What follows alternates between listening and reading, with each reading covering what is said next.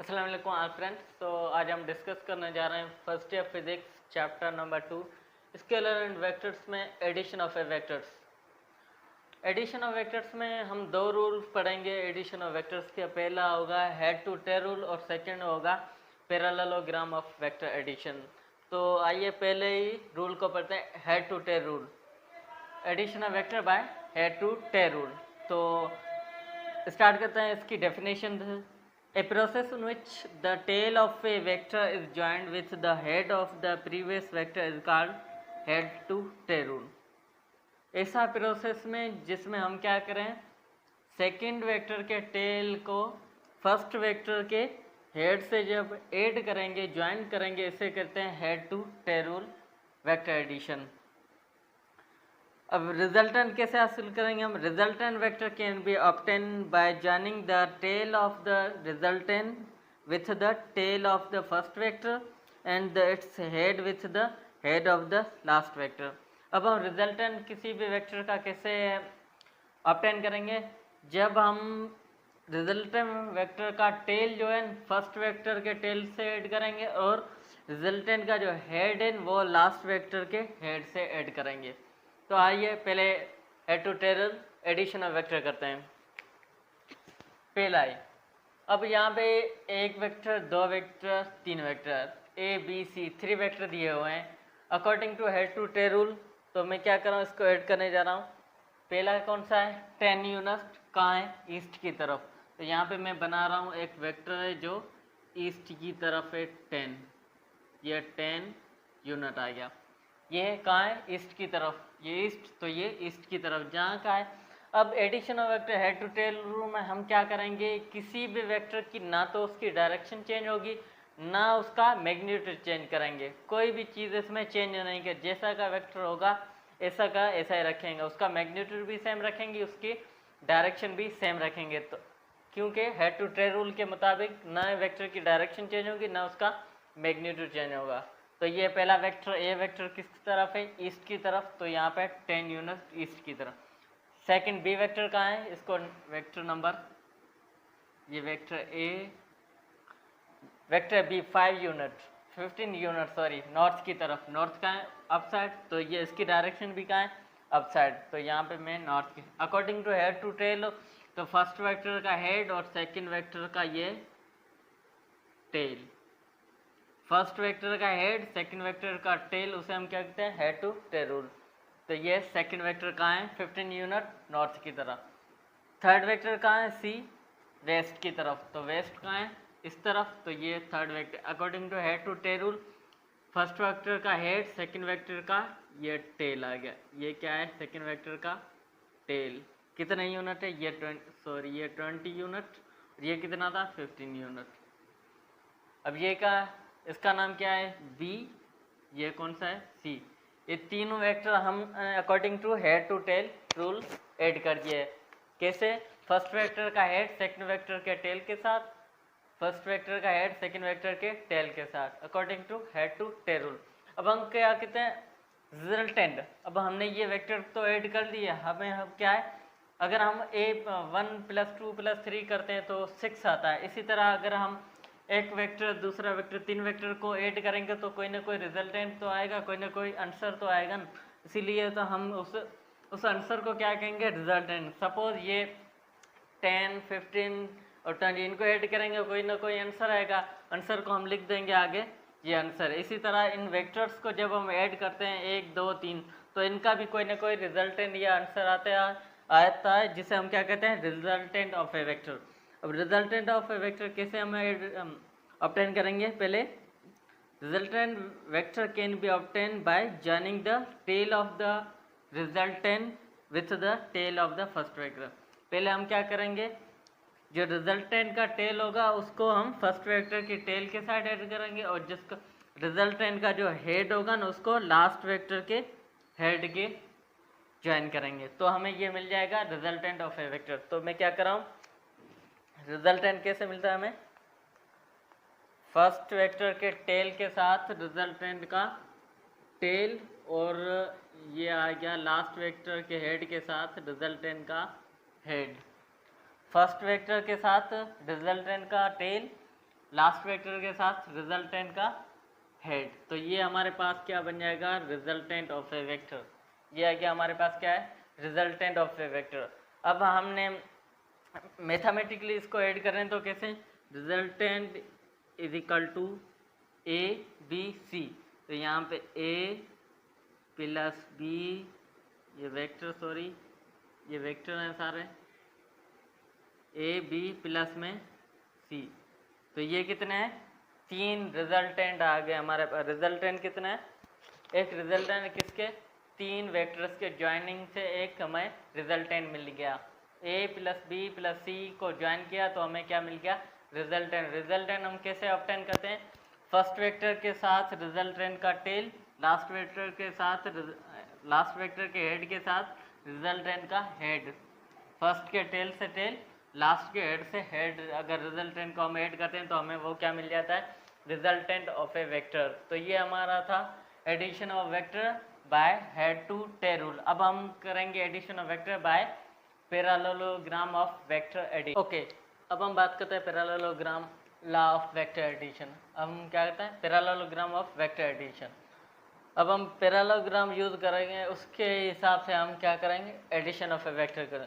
तो यहाँ पे मैंने 2 वेक्टर लिए हुए, ए वेक्टर और बी वेक्टर, दोनों फ्री वेक्टर हैं। क्या है, दोनों फ्री वेक्टर हैं, कहीं भी डिस्प्लेस हो सकते हैं। तो मैं क्या कर रहा हूँ, अकॉर्डिंग टू पैरेललोग्राम बनाने के लिए इसको मैं करता हूँ, ये वेक्टर ए है, ये क्या है, पैरेलल हो सकता है, डिस्प्लेस हो सकता है अपने इटसेल्फ, यहाँ हो सकता है। और ये बी वेक्टर, ये पैरेलल इटसेल्फ यहाँ हो सकता है। तो मैं क्या कर रहा हूँ, दोनों को, ए को और बी को, दोनों को पैरेलल डिस्प्लेस कर रहा हूँ। तो ए को मैं डिस्प्लेस करूँगा तो ये आ जाएगा ए पैरेलल, ये डिस्प्लेस होगा यहाँ, इसको ए वेक्टर का नाम दूंगा। और ये पैरेलल बी वेक्टर है, ये अपने आप पैरेलल डिस्प्लेस होगा तो इसको यहाँ पर लिख लूँ। तो ये आ गया अपना बी वेक्टर, ये वेक्टर बी, ये दोनों क्या आ गए, पैरेलल डिस्प्लेस हो गए। अब हमने ये वेक्टर तो ऐड तो कर लिए, अब उसी हेड टू टेल रूल के मुताबिक हमें इनका क्या है, रिजल्टेंट भी फाइंड आउट करना होगा। तो यहाँ से इसका भी तो रिजल्टेंट होगा, क्योंकि ये भी वेक्टर एडिशन है, तो इसका भी कोई ना कोई रिजल्टेंट होगा। तो रिजल्टेंट हम इसका कैसे फाइंड आउट करें, अकॉर्डिंग टू सेम रूल होगा, जैसे हेड टू टेल रूल में हमने रिजल्टेंट फाइंड आउट किया था, इसी की तरह इसका भी सेम होगा। अकॉर्डिंग टू अपना रिजल्टेंट का टेल फर्स्ट वेक्टर के टेल के साथ, रिजल्टेंट का हेड लास्ट वेक्टर के हेड के साथ, ये वेक्टर ये अलग हो जाएंगे, ये अलग, दोनों को according to head to tail हम ऐड किए हुए। तो यहाँ पे मैं क्या कर रहा हूँ, इन दोनों ए और बी को, इन दोनों को क्या कर रहा हूँ, ऐड कर रहा हूँ, इसका रिजल्टेंट बना रहा हूँ। तो रिजल्टेंट कैसे बनता है, रिजल्टेंट का टेल फर्स्ट वेक्टर के टेल के साथ और रिजल्टेंट का हेड लास्ट वेक्टर के हेड के साथ। तो ये आ गया लास्ट वेक्टर का रिजल्टेंट, ए का फर्स्ट टेल अपना क्या, रिजल्टेंट का टेल फर्स्ट वेक्टर के साथ, टेल के साथ, और रिजल्टेंट का हेड लास्ट वेक्टर के हेड के साथ। तो ये क्या आ जाएगा हमारे पास, रिजल्टेंट आ गया। इसको मैं यहाँ पे लिख रहा हूँ, ये बी वेक्टर, ये आ गया हमारे पास क्या, रिजल्टेंट। किसी भी 2 वेक्टर्स का, ए और बी का रिजल्टेंट ये आ गया। अगर इन दोनों का सम है तो बी प्लस ए का ये भी रिजल्टेंट सेम आ जाएगा, क्योंकि ये भी फर्स्ट वेक्टर, ये इसको संभाल हम करें तो बी वेक्टर का टेल रिजल्टेंट के टेल के साथ, और लास्ट वेक्टर का अपना लास्ट वेक्टर ए उसका हेड रिजल्टेंट के हेड के साथ। तो ये इसका भी रिजल्टेंट ये होगा, इसका भी रिजल्टेंट यही होगा। तो इसको ऐड करेंगे, रिजल्टेंट बी प्लस ए का और इसका ए प्लस बी, ये क्या होगी, कम्यूटेटिव प्रॉपर्टी हो जाएगी अकॉर्डिंग टू वेक्टर एडिशन। अब हम क्या करते हैं, इस रिजल्टेंट का मैग्नीट्यूड फाइंड आउट करते हैं। क्या, magnitude of a resultant, magnitude of resultant vector,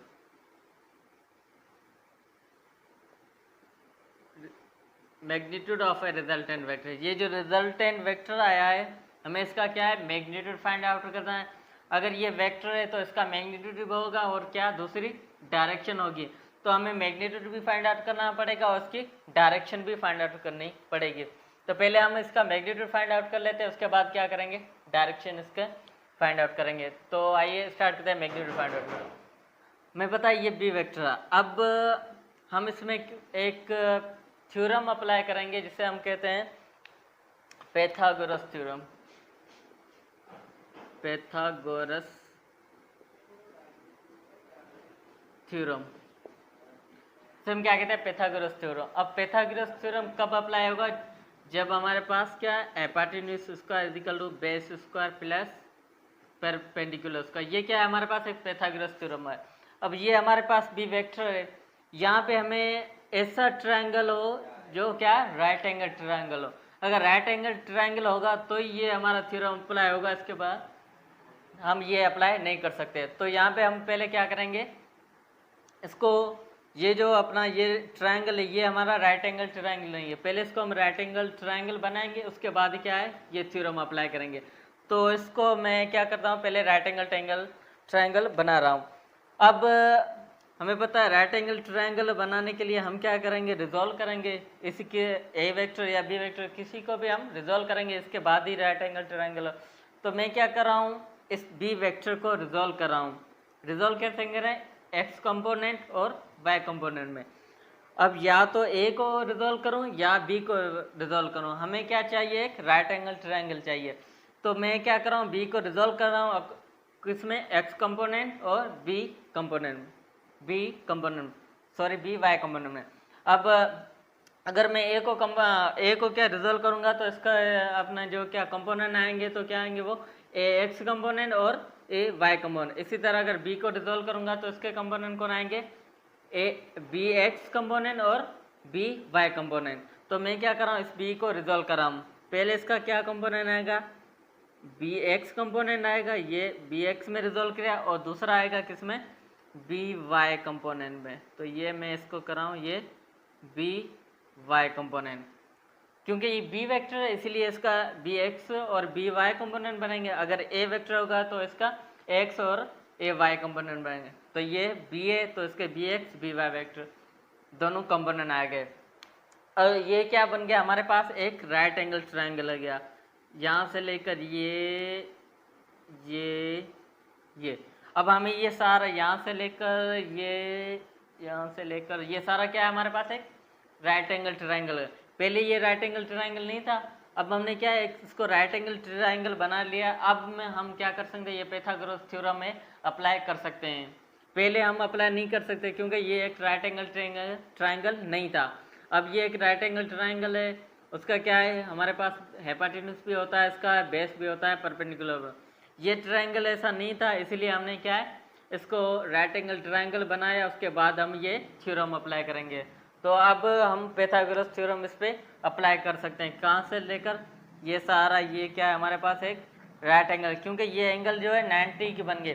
पहले ये 90 से अबव थी, अब ये 90 फिक्स है, 90 की एंगल है, इसलिए ये राइट एंगल ट्रायंगल है। ये 90 से ऊपर थी इसीलिए ये राइट एंगल ट्रायंगल नहीं था। अब ये एक राइट एंगल ट्रायंगल बन गया है जिस पे हम पैथागोरस थ्योरम अप्लाई कर सकते हैं। तो इस पहले हम पैथागोरस थ्योरम अप्लाई, यहाँ पे हमारे पास इस ट्रायंगल यहाँ से लेकर ये सारा ट्रायंगल, इसमें हाइपोटेन्यूज कौन सा है, ये आर है। तो मैं इसको नाम दे रहा हूँ, ये क्या है हमारे पास एक हाइपोटेन्यूज है। और इसमें बेस कौन सा है, यहाँ से लेकर ये सारा हमारे पास, ये सारा क्या है हमारे पास, यहाँ से मैं लिख रहा हूँ, ये क्या है हमारे पास, ये सारा बेस है। उसके बाद परपेंडिकुलर कौन सा है हमारे, ये बी वाई, ये जो आ रहा है ये हमारे पास क्या है परपेंडिकुलर। हाइपोटेन्यूज भी पड़ा है हमारे पास, बेस भी है, परपेंडिकुलर है, तो हम क्या ये थ्योरम अप्लाई कर सकते हैं। तो अभी हम वैल्यू पुट करते हैं। हाइपोटेन्यूज की क्या है हमारे पास, आर है, तो यहाँ पे मैं लिख रहा हूँ आर स्क्वायर इजिकल टू, हमारे पास यहाँ बेस कौन सा है, यहाँ से लेकर ये दोनों आ रही हैं, ए भी आ रहा है बी एक्स, दोनों क्या है हमारे पास एक बेस है। मैं लिख रहा हूँ बेस कौन था हमारे पास, base equal to a plus b x, ये सारा हमारे पास क्या है बेस है। तो यहाँ पे मैं रखूँगा बेस की जगह क्या रखूँगा, ए प्लस बी एक्स। तो यहाँ पे ए प्लस बी एक्स, इसका क्या है होल स्क्वायर, तो यहाँ पे आ गया whole square, plus perpendicular, perpendicular कौन सा हमारा है बी वाई, तो यहाँ पे मैं पुट करूँगा बी वाई परपेंडिकुलर का स्क्वायर। ये हमारे पास एक हमने ये वाली पुट करी, ये ट्रायंगल हमारे पास क्या है, राइट एंगल ट्रायंगल बना, उसकी वजह से हमने क्या है पाइथागोरस थ्योरम अप्लाई कर दिया।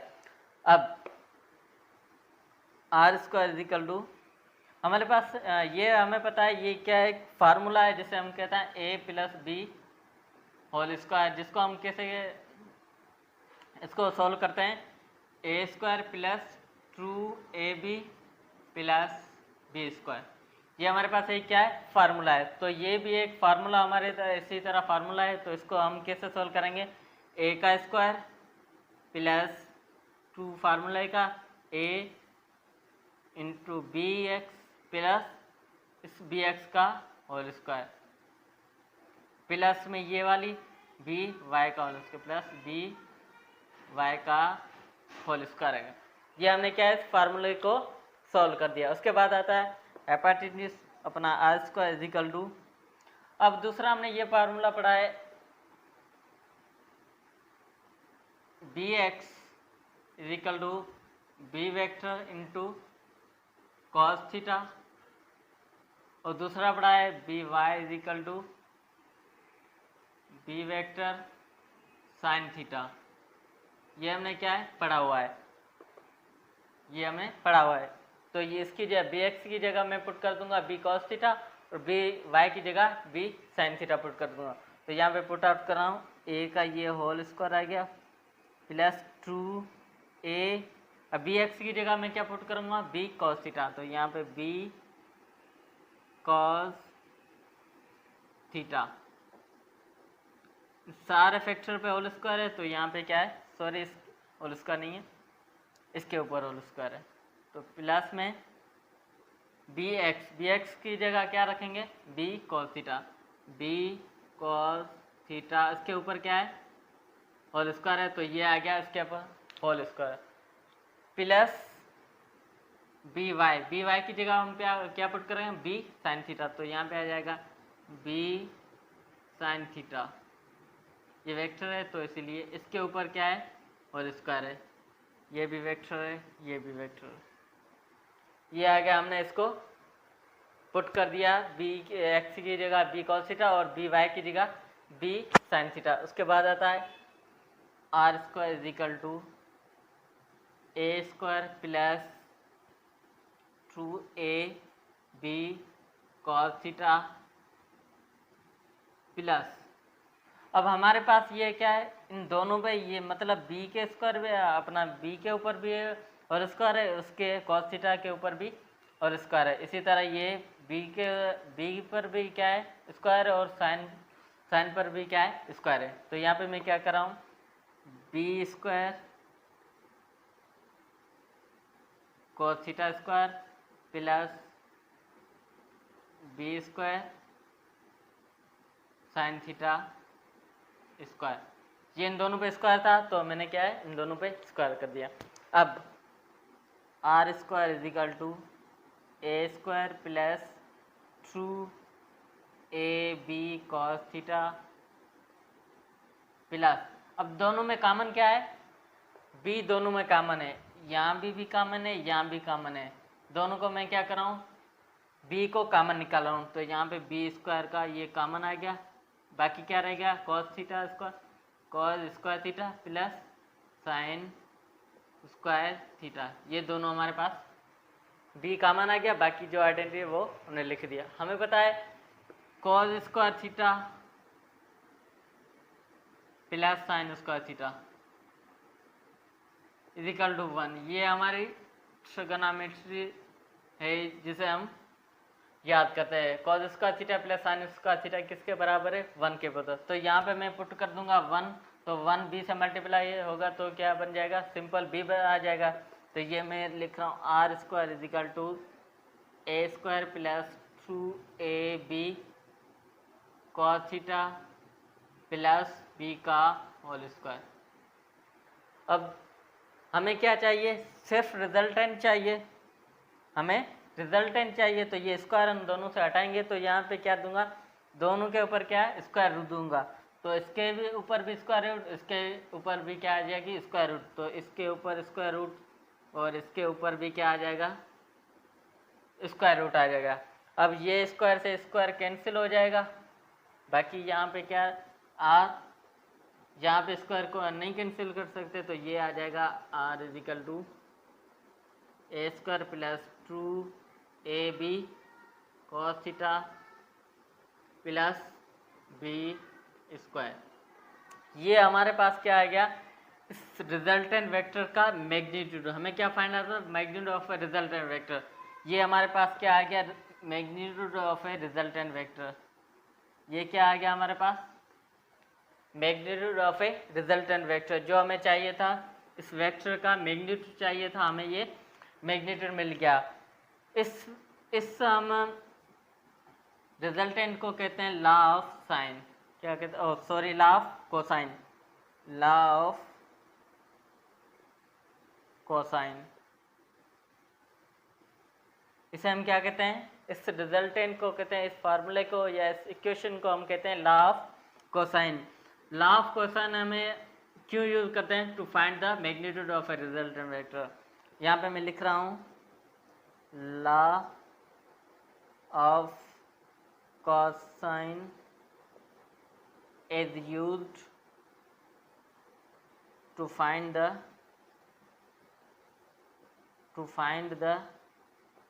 magnitude of a